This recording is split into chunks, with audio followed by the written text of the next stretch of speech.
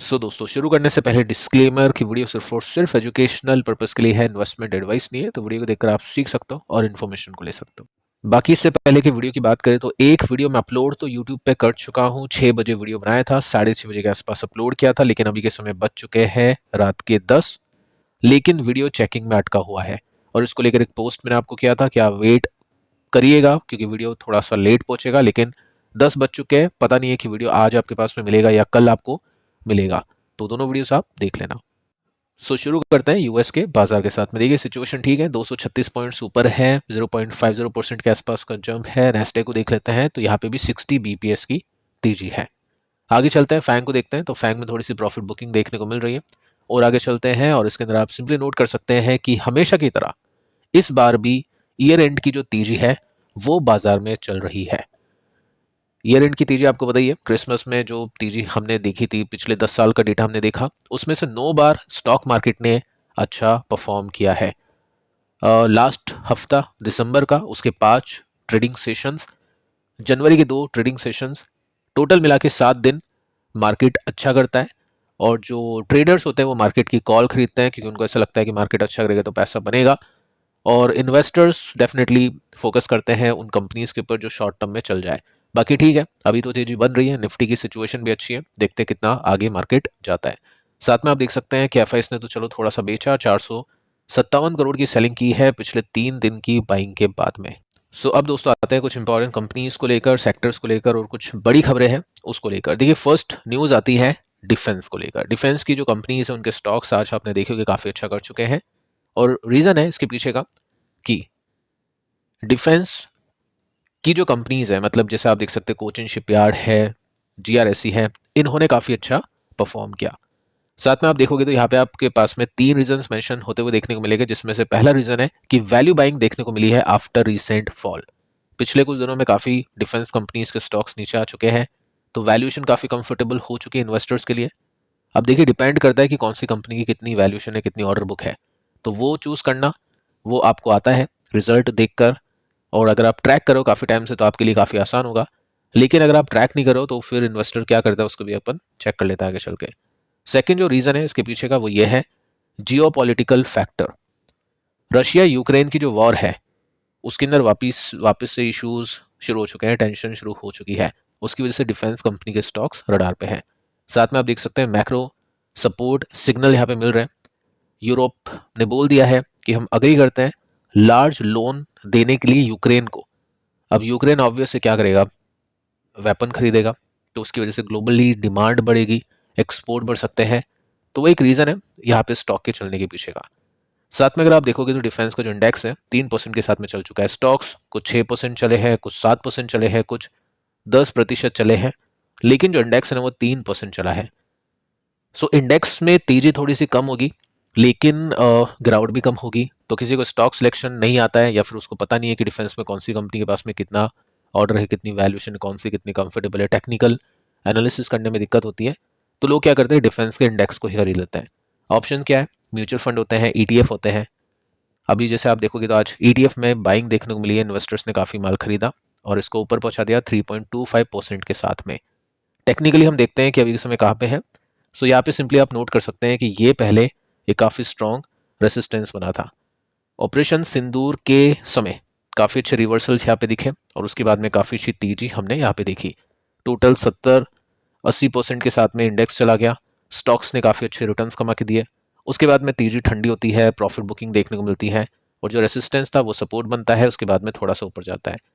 लेकिन यहाँ पे वापस से वीकनेस आती है क्योंकि स्ट्रेंथ उसको कहते हैं कि स्टॉक या जो ईटीएफ है वापस से रेसिस्टेंस को टच करे, लेकिन वैसा हुआ नहीं। और यहाँ पे सपोर्ट, रेसिस्टेंस लिया कंपनी ने और वापस से अपने सपोर्ट पे आ चुका है। तो वैसे फ्रेम देखे पूरा, ये तो वीकनेस है क्योंकि हाई नीचे शिफ्ट कर रहे हैं और लो अभी तक टूटा नहीं है। लेकिन फिर भी चलो अगर न्यूज़ आती है कि डिफेंस कंपनी को लेकर कुछ बड़े ऑर्डर्स मिल चुके हैं, इस बजट के अंदर कुछ अच्छा हो जाता है, तो ये सपोर्ट काफ़ी ज़्यादा काम आ सकता है। इन्वेस्टर सब क्या करेगा, इन्वेस्टर एक्सपेक्टेशन करेगा कि वो रेसिस्टेंस पे पहुंचे। अब देखो रेसिस्टेंस के बीच में कितना गैप है वो आप देख सकते हैं। पहला जो रेसिस्टेंस है डिफेंस का 9% ऊपर है।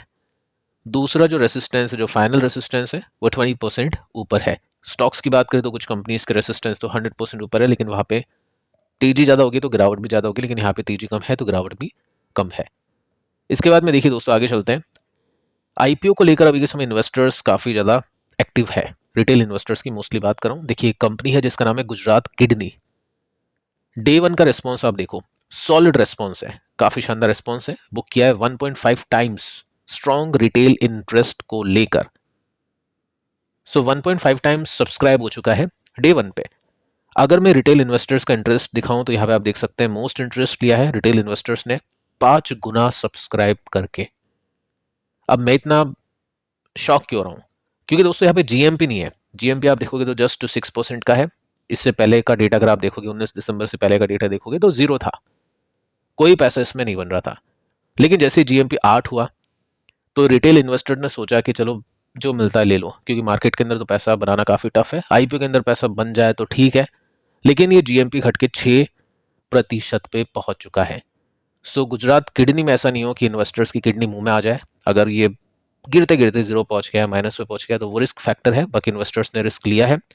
15,000 की एप्लीकेशन होगी, 6% की मुनाफा आएगा तो 900 रुपीज़ का मुनाफा बनेगा। अब इस पर आपको टैक्स देना पड़ेगा, शॉर्ट टर्म का ब्रोकरेज, ये सब चीज़ें होती हैं। स्टिल इन्वेस्टर ने सोचा चलो इसको अप्लाई करते हैं। तो डे वन पे ही 5 गुना सब्सक्रिप्शन रिटेलर्स के द्वारा। डे 3 पे देखते हैं किस तरीके यहाँ पे डेटा देखने को मिलने वाले हैं। आगे चलते हैं। रेलवे कंपनीज को लेकर काफ़ी अच्छी न्यूज़ है, काफ़ी अच्छी अपडेट है, उसको चेक कर लेते हैं। सो यहाँ पे आप नोटिस कर सकते हैं काफ़ी सारे कंपनीज के स्टॉक्स ने तेजी पकड़ी, 20% तक ऊपर चले गए। इसके पीछे का रीज़न है इंडियन रेलवेज ने रिवाइज की है जो भी भाड़ा होता है, जो टिकट होती है, उसकी फीस हम बोल सकते हैं, उसका जो प्राइस हम बोल सकते हैं। अब उसकी वजह से काफ़ी अच्छी तेजी बनी है। अभी जो हाइक है इसकी वजह से जो रेलवे है, जो भारत सरकार है, रेलवे डिपार्टमेंट है, वो 600 करोड़ रुपीस का रेवेन्यू कमाएगा।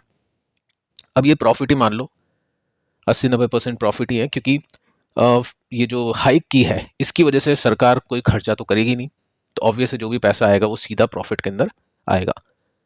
अब ये जो प्रॉफिट है, इस प्रॉफिट से हो सकता है सरकार रेलवे के ऊपर स्पेंड करे, बजट के अंदर थोड़ा सा हाई करेगी। पैसा अगर ये रेलवे से ले रही है तो सरकार ऑब्वियसली उसी डिपार्टमेंट के अंदर कैपेक्स कर देती है। सो ये कोशिश है इन्वेस्टर्स की कि यहाँ पे उसको मोनेटाइज करें, प्रॉफिट निकालें अगर ये रेलवे कंपनी के स्टॉक चलते हैं तो। साथ में अगर आप देखोगे तो एक और इंटरेस्टिंग न्यूज़ है कि एक स्टॉक है जो 15% ऊपर चला गया, क्योंकि प्रमोटर ने बाय किया है रेलवे कंपनी का स्टॉक। प्रमोटर कौन? सरकार नहीं दोस्तों, एक प्राइवेट कंपनी है। 135 करोड़ रुपीस के स्टॉक्स को बाय किया जा चुका है। कंपनी का नाम है जुपिटर वैगन्स। ये बोगिया बनाती है, रेलवे डब्बे बनाती है और भी काफ़ी सारे काम इसके। 20% चल गया, 15% आर्टिकल में था, लेकिन उसके बाद भी बहुत बड़ी तेजी इसमें देखने को मिली, तो 20% के साथ में स्टॉक ने क्लोज किया है। रिजल्ट अगर मैं आपको इसके दिखाऊं तो आप देख सकते हैं खराब थे, अच्छे नहीं थे। स्टॉक अभी जब भी तो नीचे है काफ़ी, ये देख सकते हैं कितना नीचे स्टॉक अभी चल रहा है। लेकिन ये वही कंपनी है जिसने 2 साल के अंदर इन्वेस्टर्स को 12 गुना पैसे कमा कर दिए थे। तो इन्वेस्टर ने सोचा रेलवे कंपनी अगर चलेगी, साथ में अगर इस कंपनी के स्टॉक को प्रमोटर ने भी लिया है तो ठीक है, फिर बाय कर लेते हैं। तो 20% ऊपर जाकर स्टॉक ने आज क्लोजिंग दी है। सो यहाँ पे हम देखते हैं इस कंपनी के टेक्निकल्स में क्या गैप है, कितना गैप है या कितना रेसिस्टेंस दूर है। सो इस प्राइस से अगर इस रेसिस्टेंस की बात करें तो ये जो छोटा गैप है ये भी 50% का है। इसका मतलब स्टॉक काफ़ी नीचे है। अगर मैं इसके ऑल टाइम हाई के बीच में गैप को देखूँ तो 140% का गैप इसमें देखने को मिलेगा। मतलब अपनी प्रीवियस हाई का स्विंग कंप्लीट करने पर ही स्टॉक मल्टी बैगर या फिर 2x रिटर्न्स या मोर देन 2x रिटर्न्स दे देगा। सो देखते हैं दोस्तों आगे चल के क्या होता है, रेलवे कंपनीज को कुछ मिलता भी है इस 600 करोड़ के अंदर से या नहीं, वो आगे चल के पता चलेगा। अब देखिए साथ में कितने स्टॉक लिए हैं या कितने परसेंट के स्टेक इंक्रीज किया वो भी आप देख सकते हैं। 68.09% के स्टेक था जो कि बढ़ के 68.31% का हो चुका है। तो बहुत ज़्यादा स्टेक नहीं लिया, बट ठीक है, कुछ बाइंग यहाँ पे की है। आगे चलते हैं। रेलवे कंपनीज को लेकर देखिए सबसे इंपॉर्टेंट है जो हमने डिफेंस कंपनीज में देखा, स्टॉक्स होते हैं, इंडिविजुअल कंपनीज होती हैं, उसके अंदर फिर आपको रिसर्च करनी होती है, रिस्क एंड रिवॉर्ड दोनों ज़्यादा होता है। सेम रेलवे कंपनीज में होती है। तो उसके अंदर आप देखोगे तो यहाँ पे भी ETF अवेलेबल है और रेलवे कंपनी के स्टॉक्स चले हैं, तो यहाँ पे इनमें भी बाइंग देखने को मिली। तो 3% के साथ में ETF को लिया है। इसके बीच में गैप कितना है? जो हमने ऑल टाइम हाई का गैप दिखा था 140 का था जुपिटर के अंदर, रेलवे कंपनी है, इसमें जस्ट 28% का है। लेकिन जुपिटर से कम रिस्क है क्योंकि यहाँ पे एक पूरी बास्केट आपको मिलती है, रेलवे कंपनी के स्टॉक्स इसमें मिल जाते हैं। काइंड ऑफ एक म्यूचुअल फंड आप बोल सकते हैं जो ट्रेड किया जा सकता है। आगे चलते हैं, मीशो के बारे में बातचीत करते हैं। 10% के साथ में क्रैश हुआ और सर्किट में चला गया, मतलब इतना बेचा कि बायर्स खरीद ही नहीं पाए, सेलर्स इतने ज़्यादा इसमें एक्टिव हो गए थे। एकदम से क्या हुआ? जैसा कि दोस्तों हमने बातचीत की थी कल परसों के टाइम पे कि मीशो के स्टॉक ने जैसे ही ये ब्रेकआउट दिया था अच्छे वॉल्यूम के साथ में, फिर मैंने पता लगाने की कोशिश की थी कि कुछ है क्या न्यूज़। मैंने आपको बताया था कि Q2 के जो रिजल्ट है वो कैसे गए, Q3 के लिए गाइडेंस कैसी थी। तो Q2 के रिजल्ट भी खराब तो नहीं बोलूँगा, ओके ओके थे। Q3 की गाइडेंस भी कुछ खास नहीं थी, ओके ओके थी। स्टॉक क्यों चला? ठीक है, चल गया, यहाँ पे बाइंग की और इस तेजी का फायदा जिसने भी उठा लिया। बाकी अब इसमें टेक्निकली एक रिवर्सल देखने को मिला है। यहाँ पे एक एग्जिट लिया इन्वेस्टर्स ने। वॉल्यूम काफ़ी कम है, स्टिल एक ब्रेकडाउन इसमें हो चुका है। अब देखिए वही बात है कि कंपनी अच्छी है, बट जब कंपनी का स्टॉक ज़रूरत से ज़्यादा चल जाता है, क्योंकि 50% वैसे ही आपको मिल गया लिस्टिंग गेन, उसके बाद में फिर स्टॉक चल गया, डबल हो गया, बिना कंपनी के प्रॉफिट को कमाए, कंपनी अभी घाटे में है। फिर क्या होता है, वैल्यूएशन का रिस्क हो जाता है, फिर बिकवाली आती है। वो सब चीज़ें चलती हैं। काफ़ी सारे आईपीओ हमने देखे कि लिस्टिंग के बाद में थोड़ा सा चलते हैं, लेकिन फिर गिरते हैं तो काफ़ी नीचे चल जाते हैं। देखते हैं यहाँ पे वैसा होगा या फिर नहीं। अब देखिए दोस्तों, एक बड़ी खबर है वीबीएल को लेकर। स्टॉक आज के दिन काफ़ी अच्छा कर चुका है, 4% की तेजी इसमें देखने को मिली है। गैप अप के साथ में खुला था, लेकिन उसके बाद में और भी ऊपर चला गया। वैल्यूएशन कंफर्टेबल है, 55 का पी है। अगर आप बाकी एफएमसीजी कंपनीज के साथ में कंपैरिजन करोगे इसकी ग्रोथ का, तो ये आपको काफ़ी रीजनेबल लगेगा। गाइडेंस भी हमने देखी थी इस कंपनी की, जिसमें कंपनी ने बोला 15% की हम सेल्स निकालेंगे और 20% के CAGR के प्रॉफिट निकालेंगे, विच इज़ ओके। यहाँ पे नंबर्स भी देख लेते हैं, नंबर्स ठीक थे। अब देखिए न्यूज़ ये है कि कंपनी का स्टॉक ऊपर गया क्योंकि कंपनी ने एक प्लान बताया है एक्वायर करने का। साउथ अफ्रीकन एक कंपनी है जिसका नाम है ट्विज़ा। सिटी को ऐसा लगा कि अगर इसको एक्वायर किया गया तो वीबीएल का स्टॉक 44% ऊपर जाना चाहिए। अब इसको देखते हैं, ट्विज़ा क्या कंपनी है, क्या काम करती है, वीबीएल इसको क्यों खरीद रहा है और यहाँ पे कितना बाय करने की बात की गई है। यहाँ पे ठीक है, यहाँ पे परसेंटेज नहीं है, लेकिन मैं आपको बता देता हूँ पूरी कंपनी खरीदने की बात की गई है। 100% ट्विज़ा कंपनी खरीदेगी। ठीक है, ये जो कंपनी है मैन्युफैक्चर करती है, डिस्ट्रीब्यूट करती है इसकी खुद की ब्रांडेड नॉन एल्कोहलिक बेवरेज, जिसमें अल्कोहल नहीं हो। ये कंपनी ऑपरेट करती है 3 फैसिलिटीज़ के साथ में। कैपटाउन है, क्वींसटाउन और मिडलबर्ग। ये 3 जो जगह है वहाँ पे इनकी फैक्ट्रीज है। कितना एनुअल प्रोडक्शन होता है ये आप यहाँ पे देख सकते हैं। अब आपके मन में एक क्वेश्चन होगा, एक क्वेश्चन इसमें बनेगा कि ये जो ड्रिंक है, क्या ये ड्रिंक वीबीएल इंडिया बेचेगा? जी नहीं दोस्तों, ये जो ड्रिंक है बेची जाएगी साउथ अफ्रीका के अंदर ही। वहाँ पे जो लोकल मार्केट है उसमें ये ड्रिंक काफ़ी ज़्यादा बिकती है, तो उसमें इसने बाइंग कर ली और जो भी प्रॉफिट होगा वो इसका होगा। सिटी को लगता है 44% चलना चाहिए, बाकी चलेगा नहीं चलेगा वो वक्त बताएगा। बाकी स्टॉक अभी काफ़ी नीचे है, वैल्यूशन सही है, कंफर्टेबल सपोर्ट कंपनी का स्टॉक ले रहा है। रिवर्सल अभी तक पेंडिंग है, देखते हैं। बाकी न्यूज़ काफ़ी अच्छी देखने को मिली है इन्वेस्टर्स के लिए।